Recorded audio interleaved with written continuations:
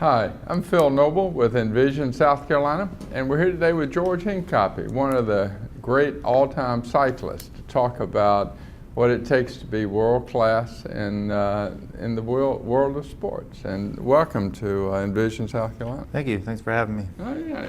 And you moved to South Carolina, we were saying, how long ago? Yeah, 1999, moved to South Carolina. And what made you pick out South Carolina?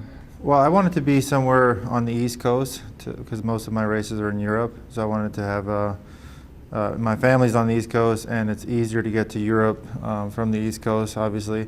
So South Carolina, in particular, Greenville, is probably one of the best places to ride a bike on all of the East Coast. And you were born and raised in upstate New York? Actually, Queens, New York, Queens, right outside New York. the city. Yes. How did you develop the ability to ride in and out of traffic in Queens all day? Well, actually, ironically enough, New York City and the surrounding areas is has a lot of cyclists because of all the European influence. There's races in Central Park and Prospect Park every weekend. There's a velodrome in Flushing.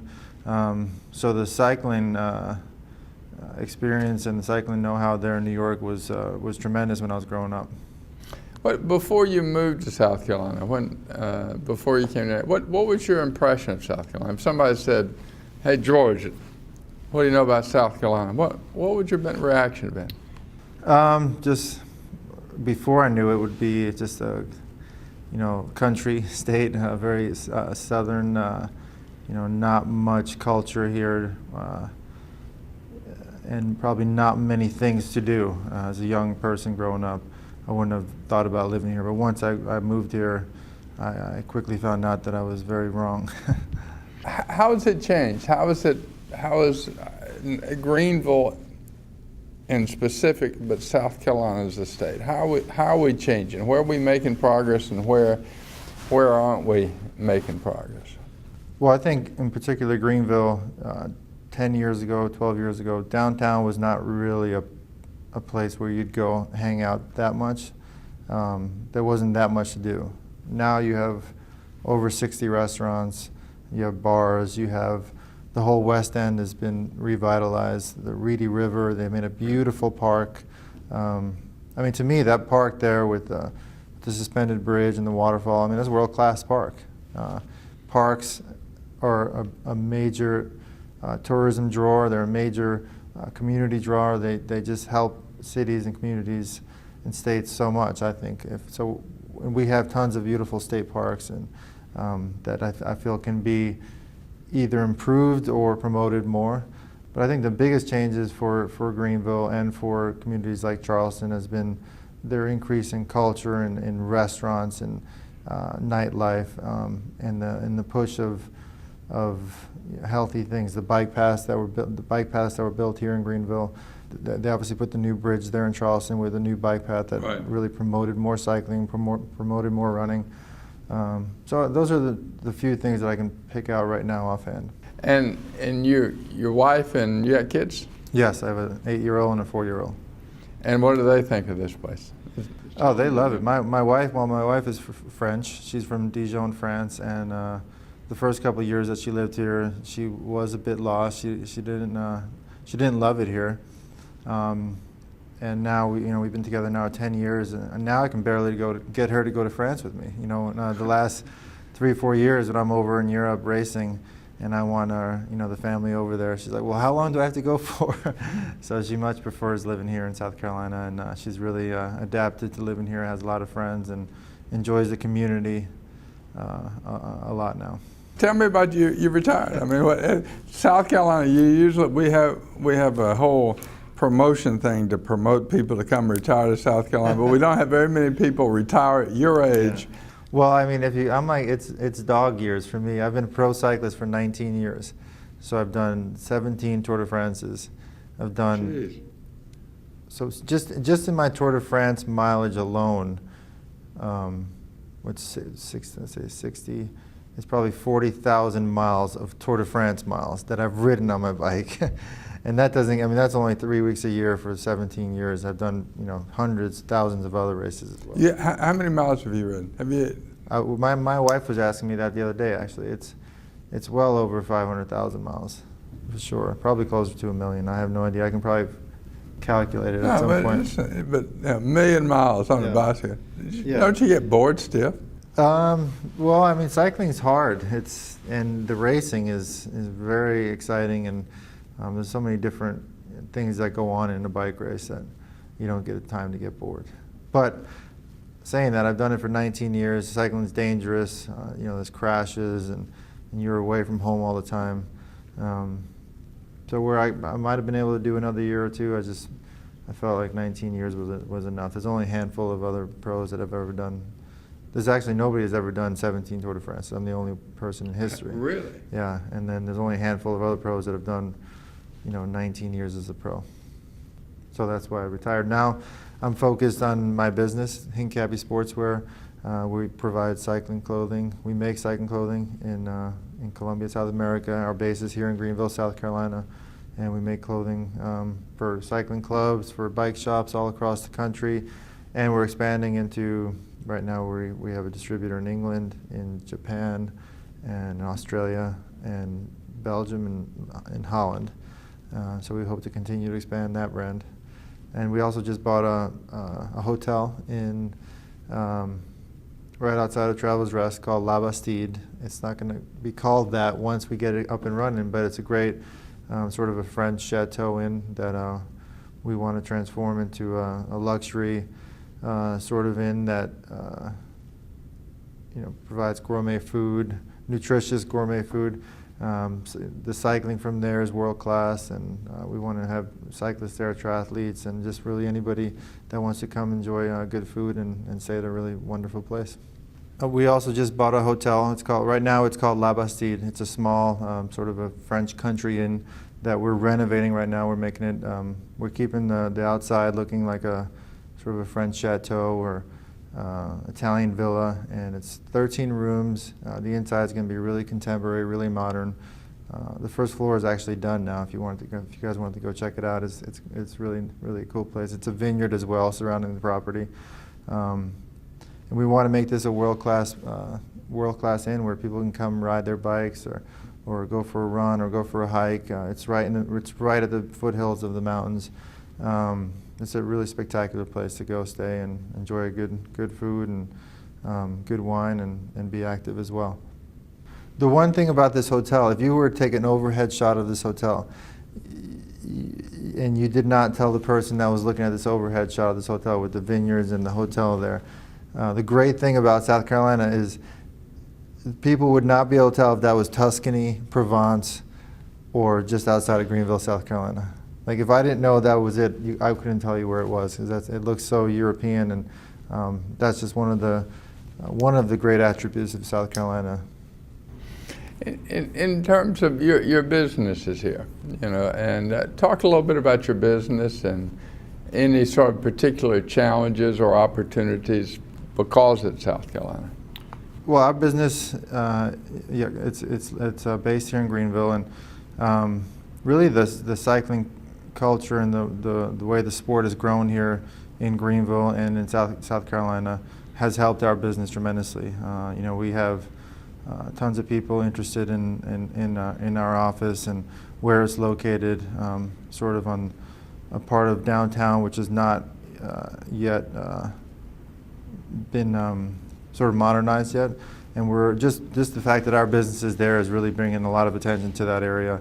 And the community is really behind, the city is really supportive of really anything that we get behind. The city's been super supportive. And the city has been all about growth and correct growth. They want the city to be known as a place where tourists can come enjoy, a place where people can raise families, a place where you can do good business as well. Have you been supportive, or do you find it a business-friendly environment in terms of the politics, the regulations, the banks, and all that? Have they been? Do you think, number one, have they been sort of helpful or just all right? And to what extent do you think it's because of do you think you're treated better or worse than others because of your sort of notoriety? That's a good question. Obviously, the whole banking system has changed tremendously over the last couple of years. It requires a lot more paperwork, a lot more really research before banks lend money, and that's not just us. That's everybody now. That's a nationwide thing. And but we have been fortunate enough to where, we get into different sort of businesses, and the banks have always been really interested in what we're doing. We have backing from successful investors outside of the state as well, which also entices banks to be involved. So that's helped our business grow and expand, and hopefully it continues to take that path as well. Have you been able, in terms of the employees and the support and designers and advertisers and all the other pieces of business, have you been happy with what you found here? I mean, is it difficult to get good people, or what's your experience? Initially it was difficult because of the sport of cycling wasn't so well known 10 years ago or 7 or 8 years ago. Now it's become a lot easier. A lot of people know about cycling. They're interested in the sport and the design of it, and in the reach it has, in the health aspects of it. So we've had a really good time over the last couple of years hiring new people, and they've really gelled in with our company quite nicely over the last few years. You were talking about how in New York, so much of the population of New York is from other countries where cycling is part of the culture, etc. We have often, historically, and maybe still to some extent, think of ourselves as very parochial, and who are those skinny-looking people in those funny-looking, colorful outfits? I mean, do you sense here that it is still a little bit of an alien culture, sports, or is it we're all globalized and everybody gets it now? I feel like it's getting to that point where people are getting it. For instance, Greenville has put in place the Swamp Rabbit Trail Network, which is really helps invite people to get out on their bikes or get out and go for a run. And I believe when cities or states do initiatives like that to get people to get out there and be more healthy, everybody wins. The proponent of pushing health out there, whether it's cycling or running or really anything, helps as far as healthcare. It makes people more active, makes people, I think, more successful, makes them happier. So I'm a big proponent of pushing anything that gets people outdoors and running or cycling or playing sports, soccer, tennis, whatever. Just getting people outside more. How would you compare South Carolina and Greenville in that way to other places you go? I mean, you travel the world and you see the sports and cycling infrastructure, and are we getting close, or does it matter if we get close? I think we're getting close. I think we could promote more safety issues with cars and cyclists, indoor runners.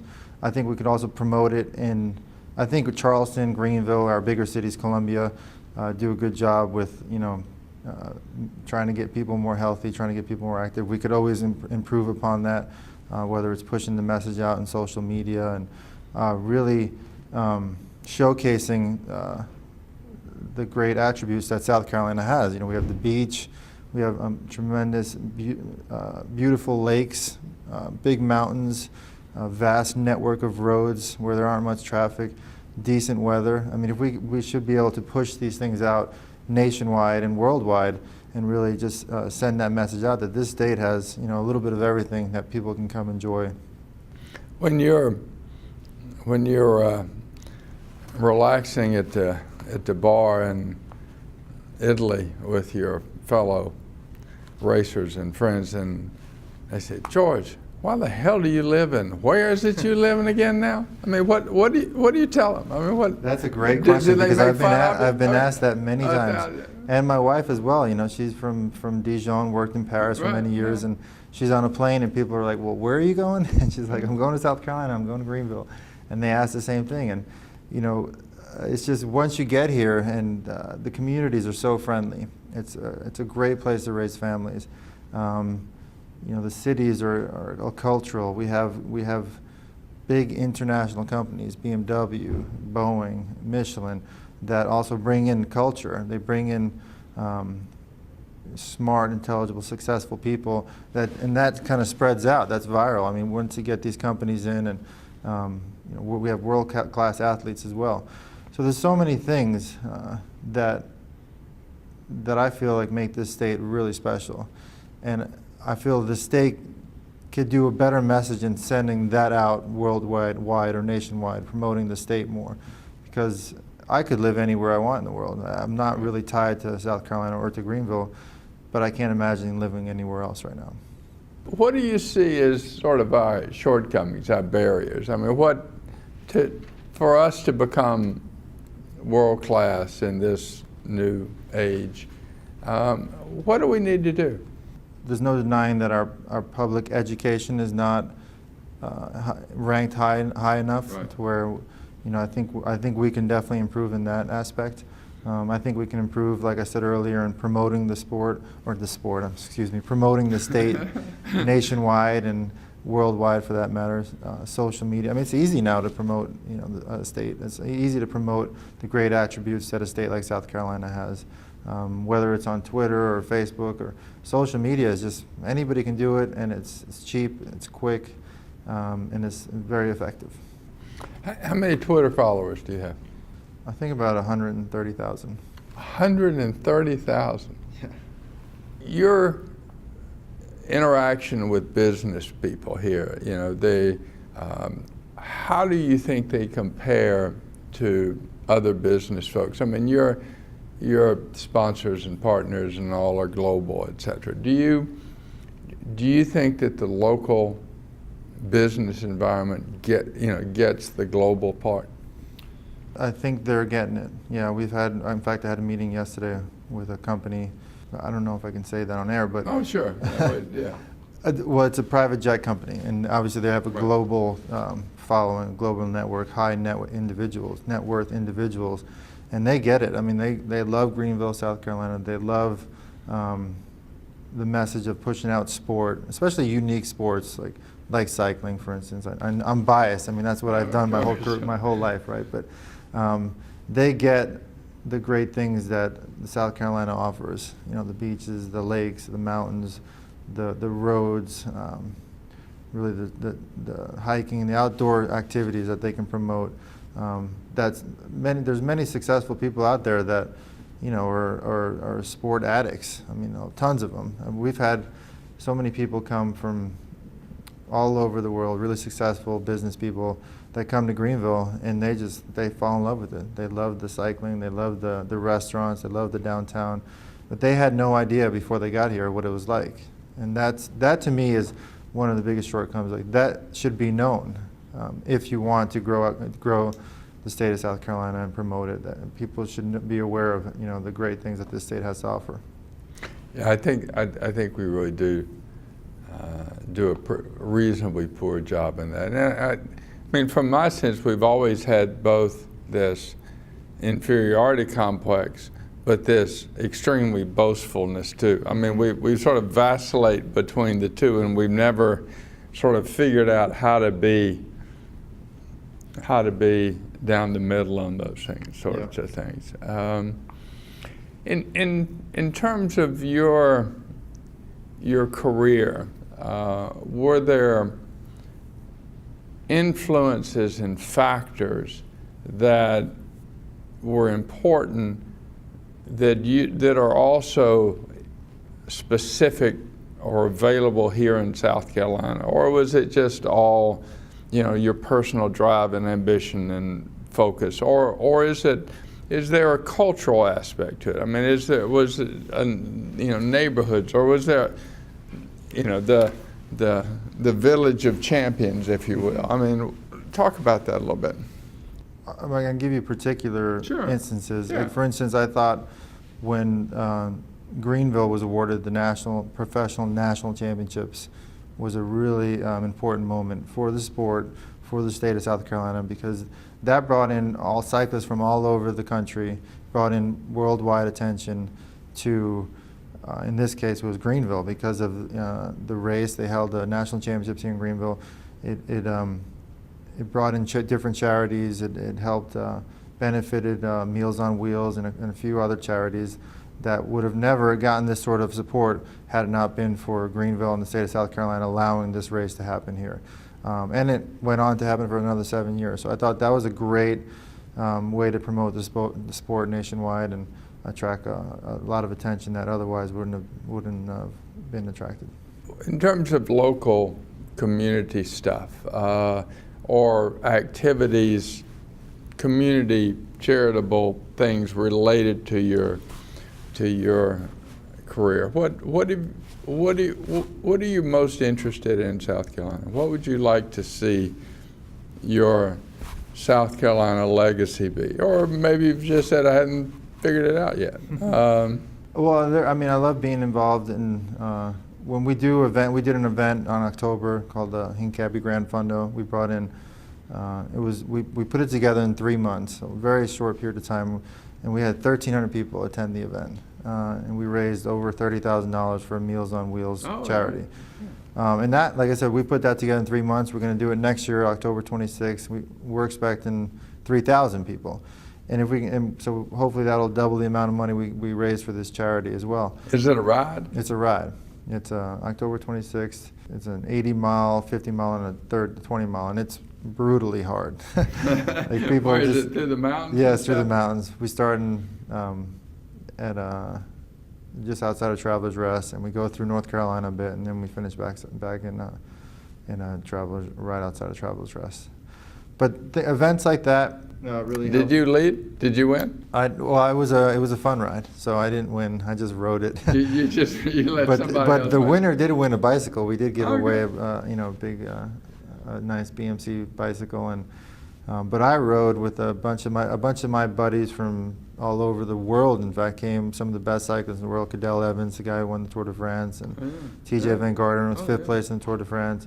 They all came, and Cadel Evans was shocked. You know, he's from Australia. He lives in Switzerland, and he's like, "Did you shut the roads down for this ride?" I'm like, "No, this is like a normal. You know, once you get out in the country in the mountains, you don't see many cars." So he couldn't believe how great the roads were, how beautiful it was, and how quiet it was, and the amount of people that showed up. Like, he was just blown away. And here's a guy that's been all over the world, you know, has won the Tour de France, the biggest bike race in the world, and he was really impressed with the whole event, with Greenville, and with this whole experience here in South Carolina. Yeah, that's a wonderful sort of way to figure out a way to leverage that, to multiply that. I mean, you know, one of the things I've always ask everybody is leverage. How do we take one thing and leverage it to 10, particularly in this state, and particularly with somebody like you? I don't know if you're probably familiar with it, may have ridden it, the Great Iowa Bike Ride. Do you know about that? The Ragbri. Yeah, where they ride from one. I haven't ridden it, but I've heard of it. Yeah, they have I think it's probably been going on 30 or 40 years now. They ride from one side of the state to the other for a week. Yeah. And, you know, I've always thought that, you know, that would be a great tradition to sort of start in South Carolina, because I think they have, you know, 75,000, 100,000 people ride this thing. It's huge. Yeah, and it has become sort of a permanent part of the psyche of who Iowans are. And I've always thought we could. Of course, Iowa's just flat, so I mean, you know, it's pretty easy. We don't have that here, but we have it down in Charleston. Low country is pretty, If you were, this is a question I've asked everybody, you know, trying to think about South Carolina going from where we are to where we want to be. If all of a sudden in the great French tradition, we all got together and we decided you were going to be the king, and we said we're going to put King George I on the crown down in Columbia, on the throne in Columbia, and say, okay, We're your loyal subjects. What would you have us do? What do you think we ought to be doing in this state to All right, I turn everybody into a cyclist. and sell them your shirts? And, yeah. But I would promote health. I think health is a huge factor in the success of a state, of a community, anything. Because, like I said earlier, being healthy just raises the level of everything, of performance, of happiness, of getting things done. So I would promote healthy eating, nutrition, and just being healthy, active, doing exercise. I would make it a goal to promote the state as much as possible outside of the state, nationwide, worldwide, to bring in more tourism, because we have, such beautiful places and cities here in South Carolina that I feel aren't getting as much attention as they should be getting. Yeah.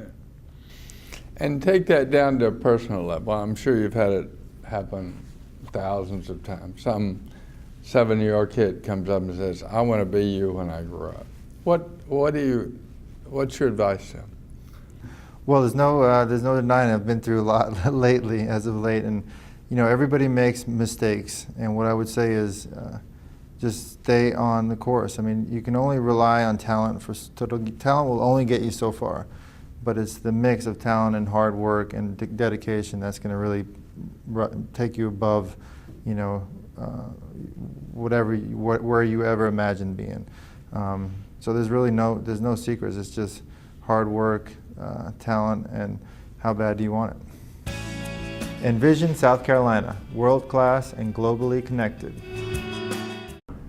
Hi, I'm Phil Noble with Envision, South Carolina, and we're here today with George Hincapie, one of the great all-time cyclists, to talk about what it takes to be world-class in the world of sports. And welcome to Envision, South Carolina. Thank you. Thanks for having me. Oh, yeah.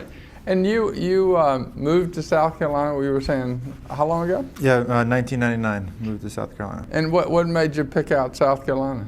Well, I wanted to be somewhere on the East Coast because most of my races are in Europe. So I wanted to have my family's on the East Coast, and it's easier to get to Europe from the East Coast, obviously.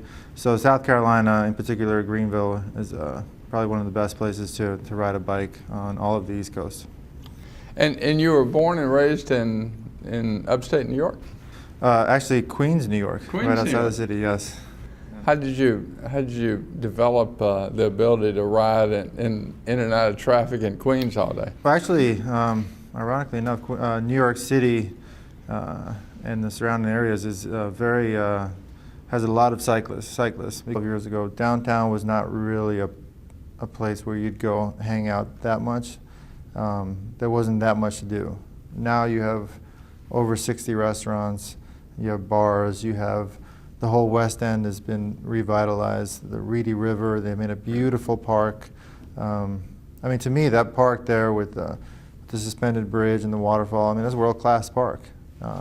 Parks are a major tourism drawer. They're a major community drawer. They just help cities and communities and states because of all the European influence. There's races in Central Park and Prospect Park every weekend. There's a velodrome in Flushing.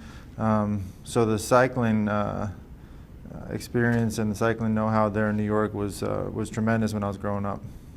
But before you moved to South Carolina, before you came there, what was your impression of South Carolina? If somebody said, "Hey George, what do you know about South Carolina?" What would your reaction have been? Just before I knew it would be just a country state, very southern.